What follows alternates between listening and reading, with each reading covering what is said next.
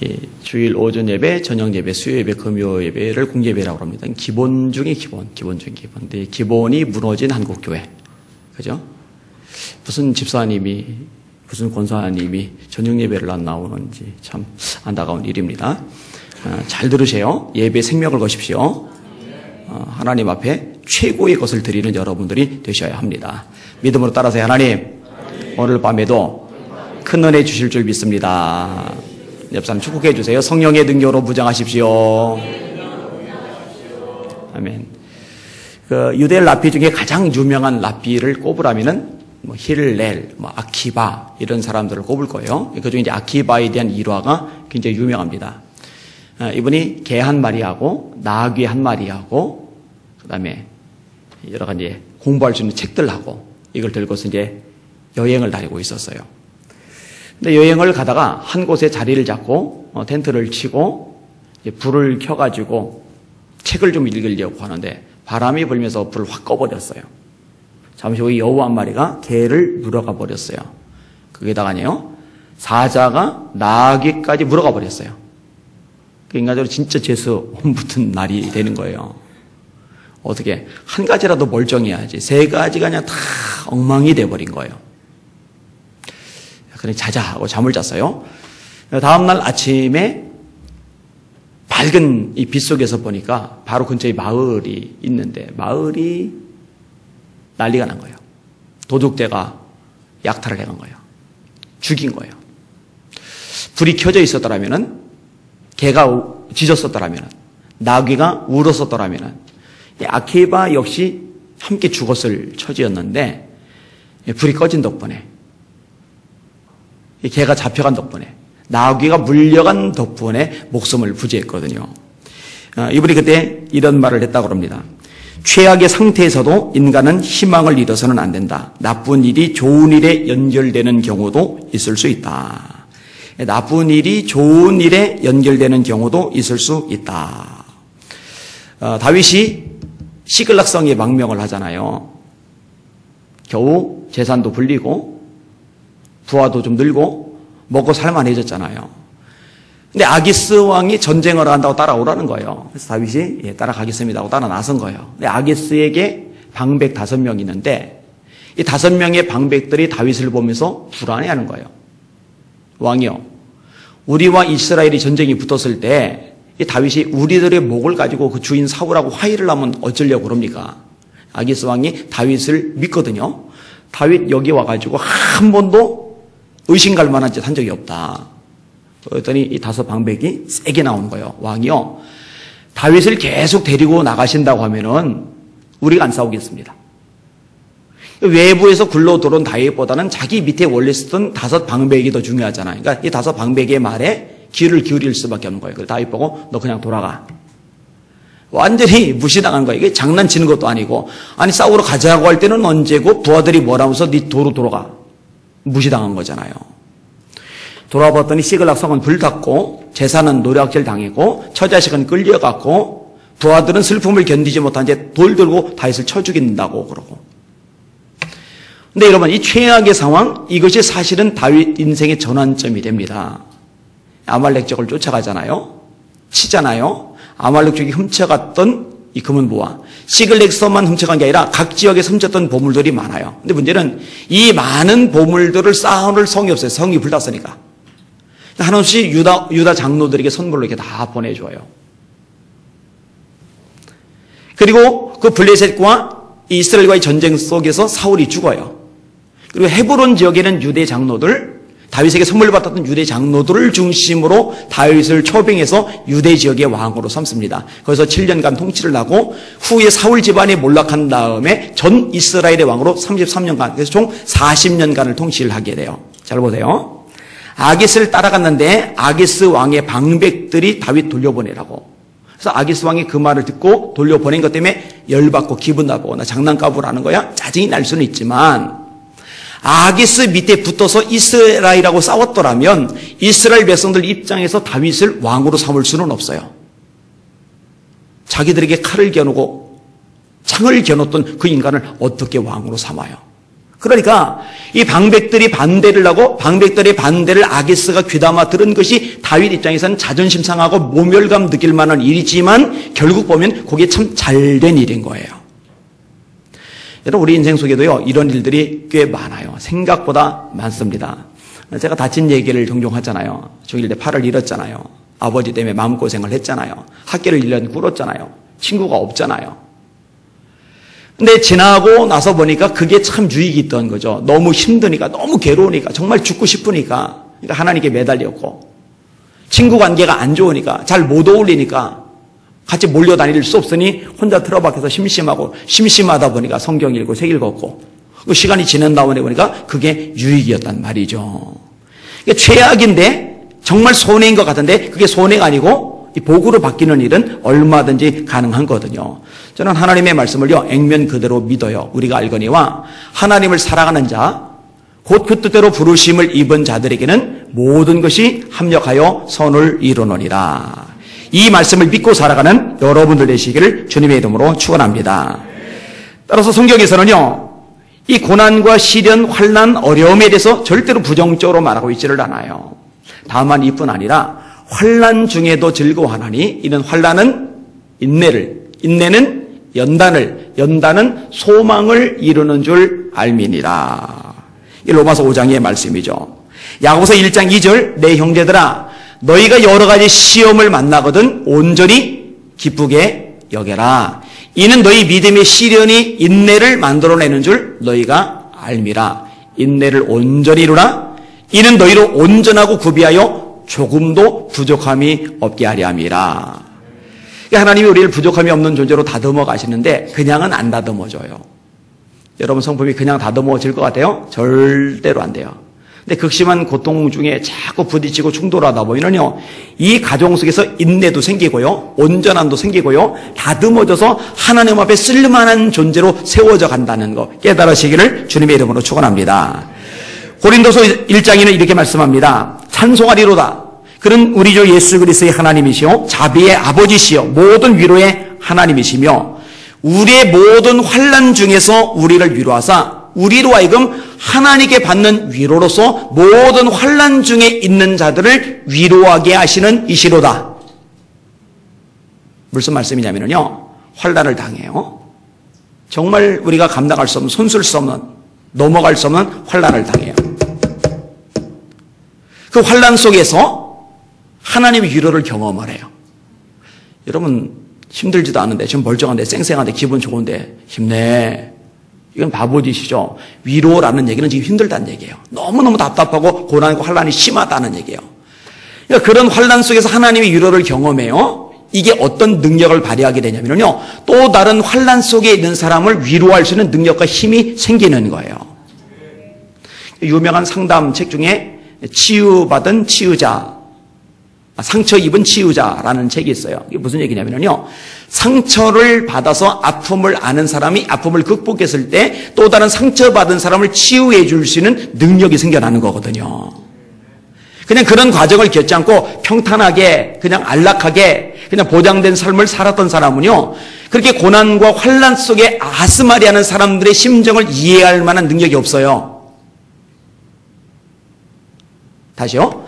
하나님께 받는 위로로서 모든 환난 중에 있는 자들을 위로하게 하시는 이분이 하나님이시다라고 성경은 말씀하고 계시는 거예요. 또 바울 사도는 고린도서 1장에 이렇게 말합니다. 형제들아, 우리가 아시아에서 당한 환난을 너희가 알지 못하기를 원치 아니하노니 심해 지나도록 심한 고생을 받아 살 소망까지 끊어지고 우리 마음에 사형 선고를 받은 줄 알았노니 이는 우리로 하나님만 의뢰하게 하심이라. 힘에 지나도록 심한 고생. 내 힘의 한계가 여기에요. 근데 요 한계 밑으로 고생을 하면은 버틸 수가 있는데 한계를 넘어서도록 고생을 하면은 이건 버틸 수가 없어요. 줄이 툭 하고 끊어져 버리는 거예요. 그러니까 바울 사도 믿음이 좋은데 신앙이 투철한데 그런 위대한 바울 사도조차도 마음에 사형 선고를 받은 줄 알았다. 이제 끝이야 라고 마침표를 찍을 만큼 상황이 너무 안 좋은 거예요. 아주 극심한 환난인 거예요. 근데 여러분 바울 사도가 그 과정에 깨닫는 게 하나가 있어요. 우리 마음에 사형 선고를 받은 줄 알았나니 이는 우리로 하나님만 의뢰하게 하려 하심이라. 그 사람이요, 하나님만 바라봐야 되는데, 하나님만 의지해야 되는데 안 그래요. 뭔가 기댈 구석이 있으면요, 거기 먼저 기댑니다. 바울에게도 그런 모습이 남아 있었던 거예요. 근데 믿음 전 바울 사도의 입장에서도 힘에 지나도록 사형 선고를 받은 것처럼 줄이 끊어질 만큼의 그 심한 고난 시련이었거든요. 이 과정에서 진짜로 마지막까지 의지할 유일한 분은 하나님뿐이구나, 이게 명확해진 거예요. 이는 우리로 하나님만 의뢰하게 하려 하심이라. 근데 진짜 그렇더라고요. 앞뒤 좌우가 다 막히니까요, 진짜 기댈 구석, 비빌 언덕 자체가 아예 없으니까요, 위만 보게 돼요. 위 외에는 아무것도 안 보게 돼요.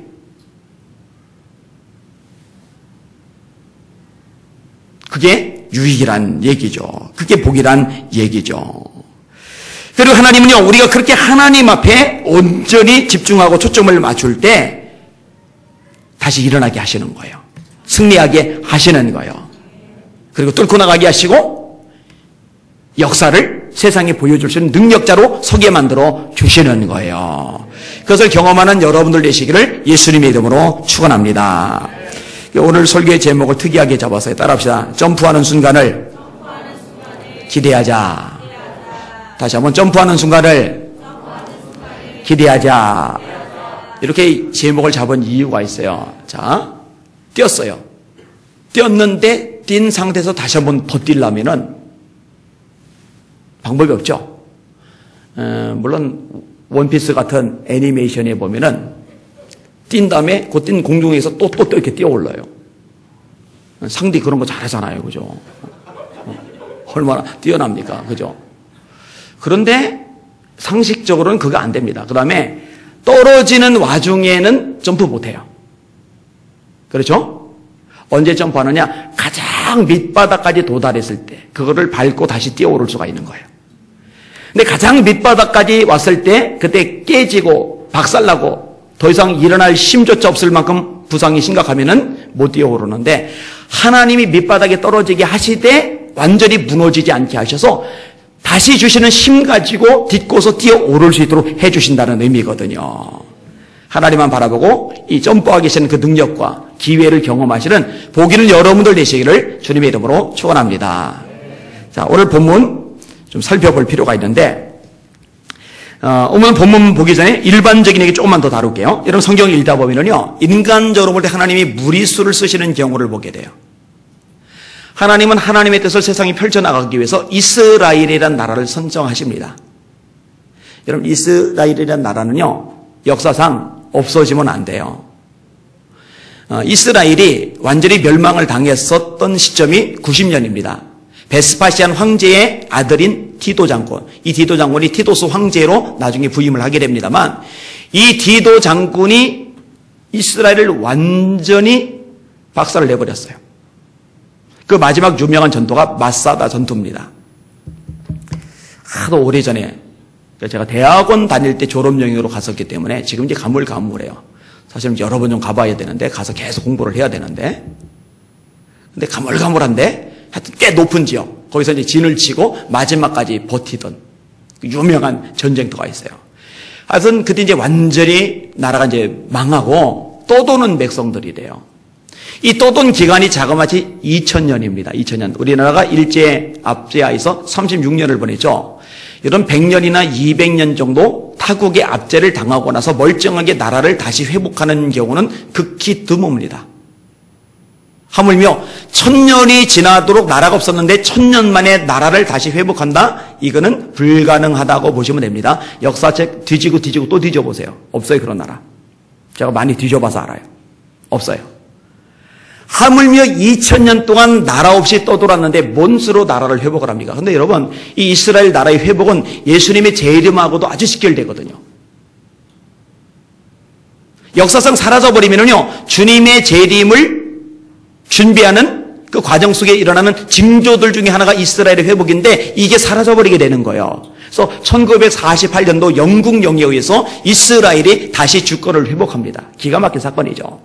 그리고 이제 여러 차례의 전쟁이 일어나는데 6.1 전쟁 포함해서 굉장히 유명한 전쟁들이 많아요. 1대 500명으로 싸웠던 전쟁도 있어요. 그러니까 오늘 본문에 기드온 싸움보다 더 심한 케이스죠. 근데 여러분 다 이겼어요. 다 이겼어. 이게 최근에 현대에 있었던 일들입니다. 자, 하나님이 이 역사를 움직여 가시면서 하나님의 뜻을 섭리하고 드러내는 계시의 도구로 이스라엘을 활용하시는데, 그럼 하나님이 이왕이면 좀 큰 나라를 선택하시지. 애굽이란 나라 얼마나 커요? 아수르 얼마나 커요? 바벨론 얼마나 커요? 페르시아 얼마나 커요? 로마 같은 나라 얼마나 커요? 그 대단한 나라, 엄청난 나라, 영향력 있는 나라, 국제사회를 주물럭주물럭하는 나라, 이런 나라를 딱 선택하셔서 당신의 뜻을 펼치는 도구로 쓰시면 딱 좋을 텐데, 하나님이 조그만 나라, 이스라엘을 선택하셔서 당신의 살아계심을 보여주는 도구로 쓰신단 말이에요. 참 신비한 일이죠. 신명기 7장에 보면요, 모세가 노골적으로 이렇게 이야기를 합니다. 여호와께서 너희를 기뻐하시고 너희를 택하시면 너희가 다른 민족보다 수요가 많은 연고가 아니라 너희는 모든 민족 중에 가장 적으니라. 여호와께서 다만 너희를 사랑하심을 인하여 또한 너희 열조에게 하신 맹세를 지키려 하심을 인하여 자기의 권능의 손으로 너희를 인도하여 내시되 너희를 그 종되었던 집에서 애굽 왕 바로의 손에서 속량하셨나니 그런즉 너는 알라. 오직 네 하나님 여호와는 하나님이시요 신실하신 하나님이시니라. 그를 사랑하고 그 계명을 지키는 자에게는 천대까지 그 언약을 이행하시며 인애를 베푸시되 그를 미워하는 자에게는 당장에 보응하여 멸하시나니 여호와는 자기를 미워하는 자에게 지체하지 아니하시고 당장에 그에게 보응하시느니라. 그런즉 너는 오늘날 내가 네게 명하는 명령과 규례와 법도를 지켜 행할지니라. 때까지 이유가 많아서가 아니라는 거죠. 가장 작다는 거죠. 여러분, 오늘 본문에 기드온을 선택하시는 것도 마찬가지입니다. 미디안은 이 당시에 강대국입니다. 근데 미디안이 혼자 쳐들어오는 게 아니에요. 아말렉 쪽이 같이 쳐들어보고 동방 민족이 같이 쳐들어봐요. 세 나라가 조그만 나라를 점령해 들어오는 거예요.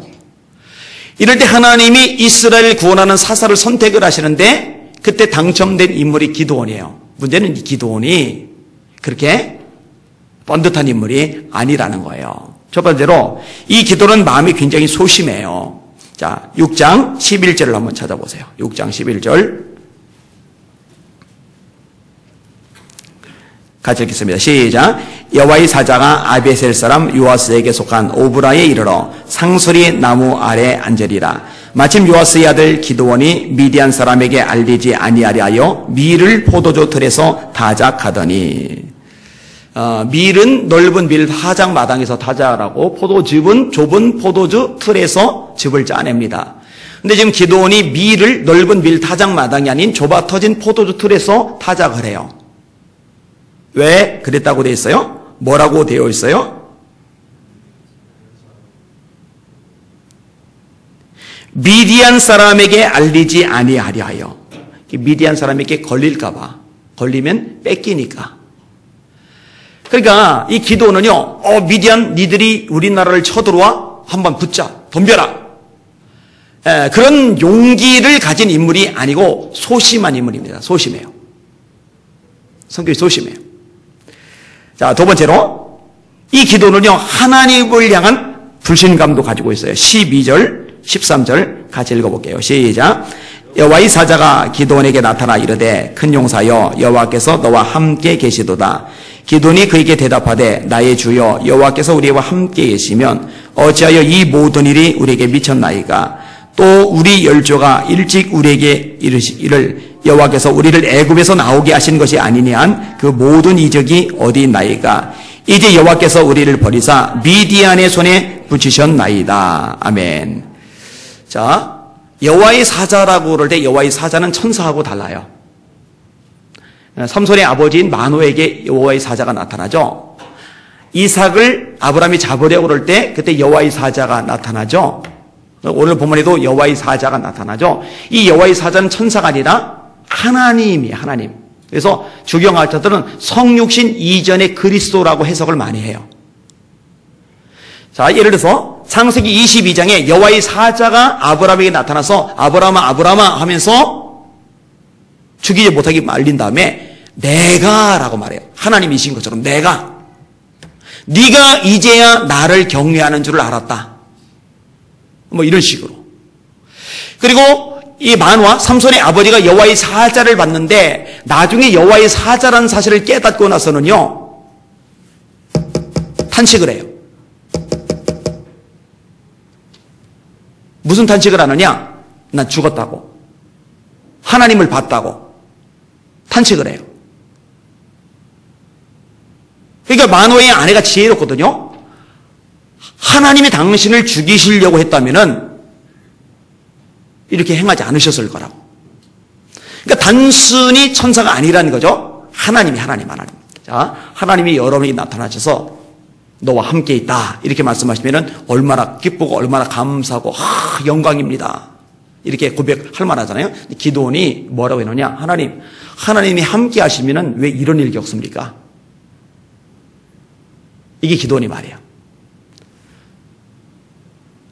출애굽할 때 보여줬다 하던 그 많은 이적들, 그 이적들 다 어디 갔습니까? 따지 묻는 거예요. 거기다가 아니에요. 하나님 우리를 버리신 게 맞습니다. 우리를 버리사 미디안의 손에 붙이셨나이다. 그러니까 하나님에 대해서 흔들리는 마음을 가지고 있는 연약한 모습이에요.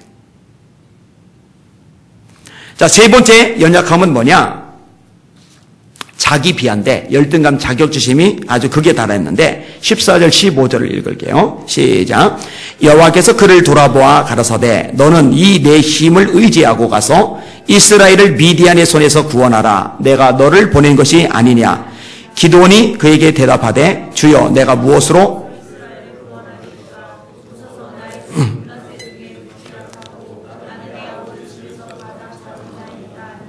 그렇죠. 나는 므낫세 지파 중에 작은 집안 사람이고 그 중에서도 나는 작은 사람입니다. 내가 뭘 가지고 이스라엘을 구원한단 말입니까? 하나님 나 못합니다. 그 얘기를 지금 끄집어내고 있는 거예요. 사실 이렇게 열등감 자격지심 가진 사람은요 쓰기가 참 어려워요. 그리고 이런 사람 주변에 있는 사람들은요 더불어 피곤해요. 힘들어요. 자존감이 좀 있는 사람들하고 같이 일하는 게 훨씬 수월합니다. 열등감 자존심 있는 사람은요 삐지기도 잘하고 섭섭한 것도 많고 감정 기복도 심하고 막 여러모로 골치 아파요. 이 기도원의 모습이에요. 네 번째 사람을 두려워하는 모습인데 자 25절, 26절, 27절 세 절 같이 읽도록 하겠습니다. 시작.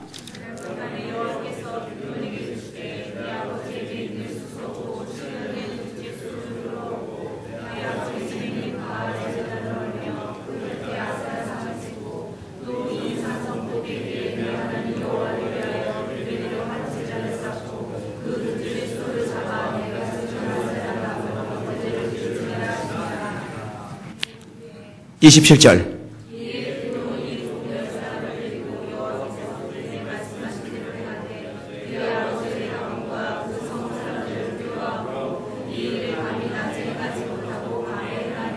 아멘. 제가 이번에도 개역 한글을 복사를 했군요. 종종 실수를 하네요. 노트북 보면은 개역 한글, 개역 개정, 표준 세번역, 공读번역 이렇게 해서 그걸 정확히 눌러야 되는데 첫 번째 거로 눌러진 것 같아요. 자, 기도는요 하나님의 명령을 들었는데 집안에 있는 우상, 이 우상을 불살라서 하나님 앞에 번제로 바치려는 거예요. 근데 기도는요 이걸 대낮에 못하고 한밤중에 살짝 하는데 한밤중에 살짝 하는 이유가 뭐냐면요 그 성읍 사람들을 두려워함으로 이 일을 감히 백주에 행하지 못하고 밤에 행하니라. 여러분 기도원을요 하나님이 쓰시잖아요. 뭘로 쓰시려고 하는 거냐면 미디안의 대군과 싸우는 데 쓰시려고 그래요. 근데 미디안의 대군들 앞에서도 나를 따르라 하고 막 싸우러 나가야 되는데 지금 동네 아저씨들이 무서워서 동네 아저씨들을 두려워해서 그거를 낮에 못하는 거예요. 여러분 동네 아저씨들 무서워가지고 그걸 동네 아저씨를 두려워하는 사람이 무슨 나라를 구해요. 그리고 밤중에 불을 살라놓고요 나중에 동네 사람들이 진짜로 몰려들거든요. 몰려드니까요 기도는요 안 나타나요. 아버지한테 떠넘겨요. 아버지 요아스가 대신 나와서 이 일을 수습합니다. 이건 참 그래요. 깝깝해요. 자, 소심하죠? 하나님을 향한 믿음에 있어서도 흔들리죠? 그죠? 열등감, 자격지심, 소위 요즘 말로 쩔죠? 예? 아유, 심해. 거기다가, 아니, 미디안의 대군이 아니라 칼과 창든 군인들이 아니라 동네 아저씨를, 맨손으로 몰려든 동네 아저씨를 두려워가지고, 그 몸살이는 그 기도. 그러니까 앞부분에 하나님이 부르신 칭호는요, 말이 안 되는 칭호예요. 큰 용사요! 이건 말이 안 되는 칭호예요. 근데 여러분 아시죠? 제가 예전에 이 부분 가지고 설교하면서 제가 만들어낸 명제가 있어요. 만들어놓고 제가 뿌듯해하는 명제가 있어요. 하나님의 부르심은 하나님의 의도이고 하나님의 의도는 하나님이 이루신다. 이거는 제가 만들어낸 말인데 그 뒤에다 안희환에게 써야 되는데 한번 따라합시다. 하나님의 부르심은 하나님의 의도이고 하나님의 의도는 하나님이 이루신다. 제가 이제 성경을 읽으면서 이제 그런 것들을 발견을 하는 거예요. 근데 그게요, 저에게는 그렇게 위로가 돼요. 중학교, 고등학교 시절에 얼마나 위로가 되는지, 대학교 시절에 얼마나 위로가 되는지. 다 뻔듯하고 집안 좋고 담대하고 용기 있고 리더십 탁월하고 말 잘하고 뛰어나고 이런 사람을 하나님이 쓰신다면 나처럼 소심하고 연약하고 집안 별거 없고 가난하고 이런 사람은 설 자리가 없을 텐데 하나님은 그런 거에 영향을 받지 않으시고 진짜 누가 봐도 영 아니다 싶은 사람, 그런 사람을 찝으셔서 선포하시는 거예요. 넌 큰 용사야. 베드로가 무슨 놈의 반석입니까? 무슨 놈의 반석이 규약돌만도 못해요. 짜그락. 세상에 이 방정맞은 이게 무슨 반석이에요. 근데 주님이 너는 베드로라. 내가 이 반석에 교회를 세우리니 음부의 권세가 이기지 못하리라. 원래 이름은 시몬인데 그래서 베드로, 반석, 그게 이름이 돼버렸잖아요. 주님의 부르심은 주님의 의도이고 주님의 의도는 주님이 이루세요. 그렇다면 주님이 나를 향해 뭐라고 말씀하신다면은 저는 내 처지, 내 한계, 내 문제, 내 약점 때문에 난 틀렸다라고 단정 지을 이유가 없는 거예요. 마음을 열고 그걸 받아들일 수 있는 근거가 생기는 거거든요. 여러분 그렇게 하실 수 있기를 주님의 이름으로 축원합니다. 그러나 하나님께서 세상에 미련한 것들을 택하사 지혜로운 자들을 부끄럽게 하려 하시며 세상에 약한 것들을 택하사 강한 것들을 부끄럽게 하려 하시며 세상에 멸시받는 것들과 천한 것들과 없는 것들 택하사 있는 것들을 폐하려 하시나니 이는 아무 육체도 하나님 앞에서 자랑하지 못하게 하려 하심이니라. 이런 하나님 저는 좋아요. 여러분 예수님이 제자를 선택하신 것도 제가 볼 때는요 무리수예요. 땅끝까지 증인되라. 땅끝까지. 여러분 땅끝까지 가려면 일단 국제 감각이 좀 있어야죠. 세계 곳곳에 뻗어가려면은 언어 능력이라도 있어야죠. 유창한 영어 같은 거라도 잘해야죠. 갈릴리 촌구석에서 옹기종기 물고기 잡는 것으로 낙을 잡는 그 촌놈들 불러다가 그들 향해서 땅끝까지 내 증인이 되라. 이건 뭐 말이 안 되잖아요. 가룟 유다 하나 그나마 도시 출신인데 도시 출신 가룟 유다는 예수님 배반하고 양심의 가책을 느껴서 목을 메고 자살했다가 줄이 끊어지는 바람에 몸이 떨어져서 이 창자가 튀어나와 죽었잖아요. 가룟 유다가 예수 팔아먹고 받았던 돈 제사장들에게 던져주니까 제사장들이 그 돈 핏값이라고 이거는 제대로 쓸 수 없다고 그래서 황무지 같은 땅 따서 그 객산 그런 사람들이라 묻어주는 묘지로 썼잖아요. 그러니까 그 중에 잘난 인문 가룟 유다는 엉망이 되고 여전히 모자랐던, 여전히 국제 감각 없었던, 여전히 언어 능력 없었던 이 촌놈 갈릴리 어부들이 진짜 땅끝까지 가잖아요. 도마는 전생에 오면 인도까지 갔다고 그러니까. 아랍 말밖에 못 쓰는 도마가 인도 가서 어떻게 선교했을지 참 고생했을 것 같아요. 지금처럼 언어 훈련 받고서 파송된 것도 아닐 텐데. 무리수죠, 무리수 같죠. 여러분, 근데 하나님이 사용하신 사람들을 보면요, 이런 일이 참 많아요. 미국의 3차 대각성 운동을 일으켰던 D.L. 무디 목사님, 학교를 못 나왔죠. 맞춤법이 틀리는 분이죠. 이분이 미국 전 교회를 되살렸잖아요. 뉴턴 같은 사람, 노예 상인이었죠. 진짜 인간 말종 취급받는 사람이었죠. 이런 사람이 위대한 목회자가 되리라고, 이런 분이 위대한 찬송가의 저자가 되리라고 누가 예측이나 했겠어요. 나 같은 죄인 살리신 주 은혜 놀라와. 잃었던 생명 찾았고, 이 찬양 지은 사람이 노예 상인이었던 뉴턴이잖아요. 김익두 목사님, 우리나라에서 신유 사역자로 초창기에 가장 유명하던 목사님인데 이분이 유명한 주목이잖아요. 깡패. 김익두 목사님. 그리고 이기풍 목사님 역시 우리나라에서 제일 유명한 깡패 중에 하나였잖아요. 마포 3절 선교사님을 피투성이로 만들어냈던 나쁜 놈이 제주도 일대 선교사가 될 줄 누가 알았겠어요. 제주도에 가면은 이기풍 목사님 선교관이 있어요. 제가 한두 차례 일부러 방문을 했어요. 잘 지어놨어요. 하나님이 하시는 일. 엄밀히 따져보면은 하나님 앞에는 무리수가 아니에요. 왜냐면은 하나님에게는 능치 못할 일이 없으시니까. 인간의 눈으로 본 무리수예요. 무리 같은 인간 통해서 미국의 대각성 운동을 일으킨 거 무리수잖아요. 베드로 같은 인물 통해서 반석되게 하는 거 무리수잖아요. 기돈 같은 인물 통해서 미디안 대군 물리치는 거 무리수잖아요. 안 돼요. 그러나 하나님 편에서는 문제가 되지를 않아요. 하나님 전능자이시니까, 능력자이시니까. 여러분, 저와 여러분이 그 하나님의 손 안에 있다는 거 잊지 마시기를 주님의 이름으로 축원합니다. 자, 말씀을 좀 더 살펴볼게요. 1절, 다음 장으로 넘어가 보세요. 1절에서 3절까지 같이 한번 읽겠습니다. 시작. 모든 백성이 일찍이 일어나 하루샘 곁에 진을 쳤고 미디안의 진영은 그들의 북쪽이요 모래산 앞 골짜기에 있었더라.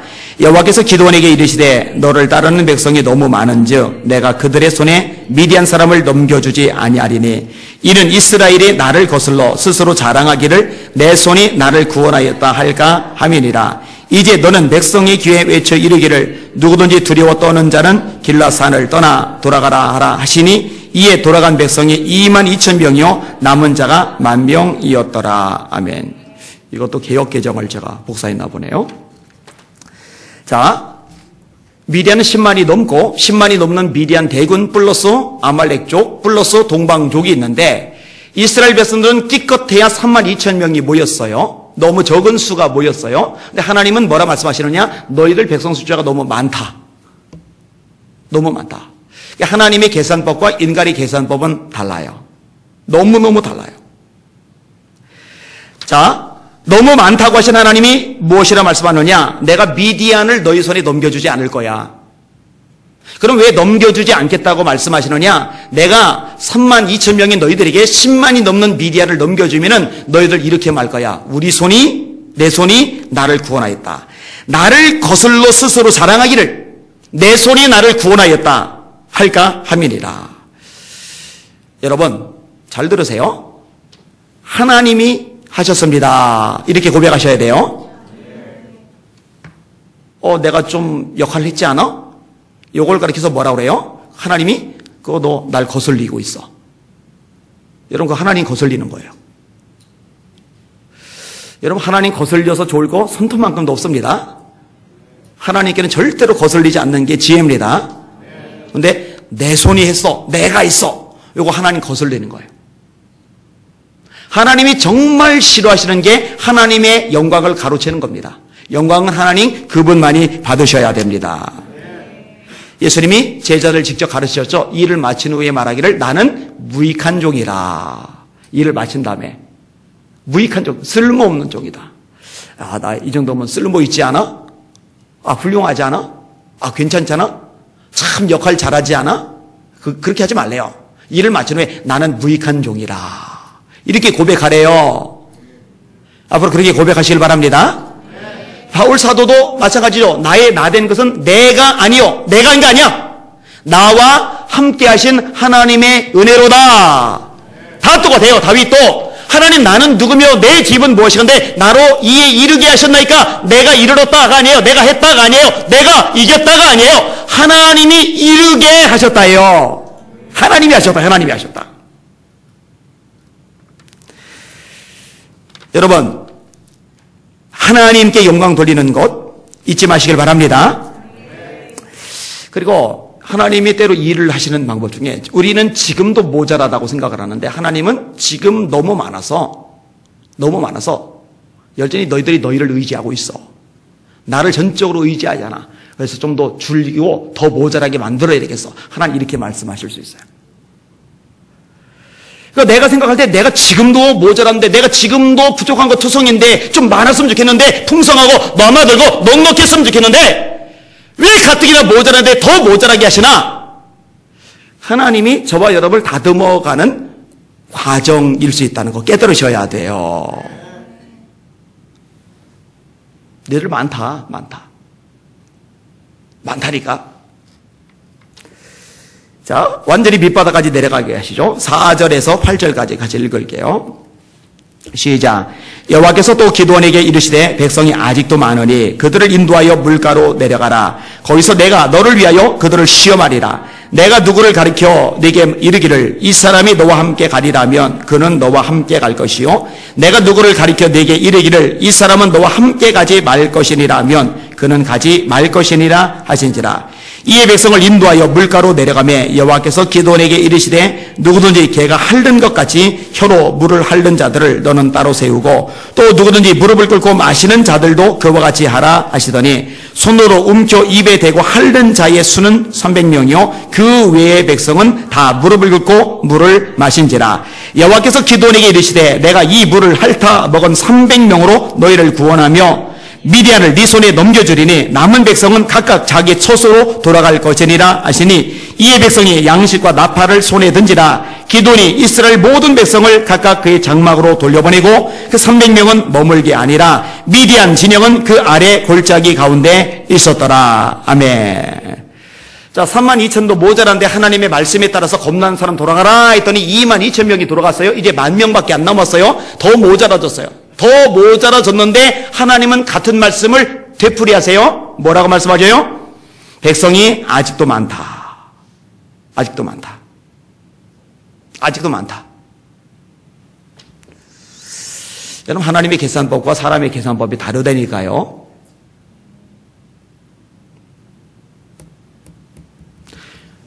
여러분, 가진 거 없다고 생각하지 마셔요. 하나님이 쓰시려고 마음 먹으시면은 여러분이 가지고 있는 것 아직도 많아요. 아직도 많아요. 때로는 그것까지도 비워야 될지도 몰라요. 일단은 중심의 문제이고. 여러분, 여러분의 눈 하나님의 시각으로 볼 수 있기를 주님의 이름으로 축원합니다. 생각을 해보세요. 내가 32,000명을 의지하고 10,000명을 의지하고 근데 300명이 남으니까 300명 의지하고 이건 의미가 없어요. 의지하고 자시고 없어요. 의지할 게 없어요. 아예 없어요. 여러분이 지금 뭔가 의지하게 만드는 어떤 건덕지들 뭐가 있어요? 혹시 돈? 혹시 자식? 혹시 건강? 혹시 미모? 남자든 인물? 뭐가 있어요? 뭐가? 자, 어쨌든 하나님이 완전히 밑바닥으로 굴러떨렸어요. 300명. 고르고 이제 더 이상은 낮아질 수도 없어요. 근데 여러분, 요 시점이 하나님이 역사하시는 시점이고, 요 시점이 점프하는 시점이고, 요 시점이 기적이 비로소 드러나는 시점이라는 거 잊지 마시기를 주님의 이름으로 축원합니다. 자, 요셉이 구덩이에 빠졌을 때 추락하는 중이에요. 묶여서 끌려갈 때 추락하는 중이에요. 노예살이할 때 추락하는 중이에요. 계속 추락해요. 그리고 진짜 완전 밑바닥으로 떨어져서 그게 이제 감옥. 근데 거기가 점프하는 시점이에요. 거기서 술 맡은 관원장을 만나요. 그 꿈을 해석해줘요. 거기서 술 맡은 관원장과 또 굽는 관원장 그 밑에 수발 들면서 애굽의 정치를 배워요. 여러분, 자리가 주어져도 그 주어진 자리에서 역량 발휘를 못하면은 결국 도태됩니다. 역량이 있어야 자리가 주어져도 그 자리를 차고 나갈 수가 있는 거예요. 정치를 요셉은 배운 적이 없어요. 아버지 밑에서 부잣집 아들로 곱게 자라다가 형들의 미움 때문에 생고생하고 노예 생활하고 감옥살이한 그가 어떻게 애굽의 궁사정을 압니까? 여러분 궁사정은요 복잡해요. 왕조차도 권력투쟁에 시말려요. 사극들 보세요. 제가 얘기했죠. 제가 어릴 때는 왕은 그냥 무조건 절대자인 줄 알았더니 아니에요. 수없이 암살 위협에 시달리고 정적들 때문에 고생하고 세력가들하고 권력투쟁을 벌여요. 왕조차도. 왕 밑에 있는 총리는 더해요. 하나님의 지혜가 최우선이겠지만 감각도 필요해요. 다니엘은 애초에 이 바벨론의 신하로서 모든 왕궁에 필요한 재질들을 훈련받았거든요. 다니엘과 요셉은 달라요. 그걸 어디서 훈련받아요? 감옥에서. 누구에게? 술 맡은 관원장 고위직에게, 떡 굽는 관원장 고위직에게, 그리고 술 맡은 관원장을 통해 청교가 되고 바로 앞에 가고 바로의 꿈을 해석하고 총리가 되는 거예요. 점프하는 장소였단 말이에요. 웅덩이에 빠졌다가 더 이상 고난 안 당하고 거기서 그냥 아버지 품에 들어와서 아유 참 고생했네. 이제 살만하네. 노예로 끌려가다가 줄 끊고 도망가서 야 큰일 날 뻔했다. 노예로 팔려갈 뻔했다. 다행이네. 살았네. 한 거보다 감옥까지 가고서 총리가 된 게 훨씬 나아요. 그게 훨씬 복이에요. 그게 훨씬 유익하단 말이에요. 여러분 이것을 기억하는 복이 있는 여러분들 되시기를 주님의 이름으로 축원합니다. 완전 밑바닥까지. 때로 하나님이 굴리실 때 하나님이 나를 좀 뛰어오르게 하시려고 환경을 엮어가시고 내 처지를 몰아가시는구나 이렇게 생각을 하세요. 자, 애굽에서 나왔는데 하나님께서 하필이면 홍해 앞에까지 인도하세요. 여러분 모세가 직접 이끈 거 아니고 백성들이 홍해 앞으로 가자고 해서 간 게 아니라 하나님이 인도하셨다고 성경은 기록을 해요. 홍해 앞에로. 그리고 애굽의 군대가 쫓아오는데 애굽의 군대가요. 왕이요. 그냥 자발적으로 쫓아온 것 같은데 그렇게 성경은 기록하지 않아요. 하나님이 바로의 마음을 강팍하게 하셨으므로 쫓아왔다고 돼 있어요. 그러니까 애굽의 군대가 쫓아오게 만드신 분도 하나님이시고 맞닥뜨리 홍해 앞에까지 인도하시는 분도 하나님이세요. 다시 말해 완전히 샌드위치 신세가 되게 하시는 분이 하나님이세요. 밑바닥이죠. 그렇기 때문에 홍해를 가른 사건이 필요하고 그 홍해를 가른 사건을 이루심으로 말미암아 하나님의 전능하심을 드러내고 백성들로 하나님의 위대하심을 체험하게 만드시는 거거든요. 그러니까 여러분 재수 없어서 홍해 앞에까지 왔다. 재수 없어. 지질이 나빠서 애굽의 군대가 쫓았다. 이렇게 생각하지 마시고 하나님이 나를 점프하게 하시려고 밑바닥으로 나를 내려놓으셨다. 이렇게 생각하실 수 있기를 바랍니다. 그게 지혜예요. 그게 복입니다. 자, 하나님이 드디어 밑바닥에 떨어진 기드온에게 말씀하셔요. 마지막 구절을 읽을게요. 시작. 그 밤에 여호와께서 기드온에게 이르시되 일어나 진영으로 내려가라. 내가 그것을 네 손에 넘겨주었느니라. 하나님이 넘겨주셨대요. 다 주셨대요. 이제 점프한 거예요. 여러분 터널은요. 깊이 들어가면 들어갈수록 출구가 가까운 거예요. 밤은요. 어둠이 깊어지면 깊어질수록 새벽이 가까운 거예요. 여러분이 점점 곤두박질 치거들랑 내가 이제 점프할 시점이 다가오고 있구나. 그게 가까워지고 있구나 라고 생각하시면서 절망이 아니라 왜 점점 곤두박질치가 절망이 아니라 소망을 그때 발견할 수 있기를 주님의 이름으로 축원합니다. 그게 성경적인 사고예요. 그게 하나님이 원하시는 우리의 마음 자세예요. 말씀을 정리하겠습니다. 몇 가지 나눠서 했는데 정리 한번 해볼게요. 따라합시다. 하나님은 내가 했다는 말 싫어하신다. 내가 해서 우리 구역이 우리 기관이 잘 되고 내가 있어서 우리 교회가 잘 되고 no. 하나님께서 하셨습니다. 이게 명확히 지어야 돼요. 한번 따라합시다. 하나님께는 작은 게 없다. 안 적어요. 하나님께는요. 10만이 넘는데 3만 2천 작다. 아니 하나님 많다 하세요. 10만인데 10,000명 작다. 하나님 많다 하세요. 심지어는 300명도 하나님 앞에는 적지를 않아요.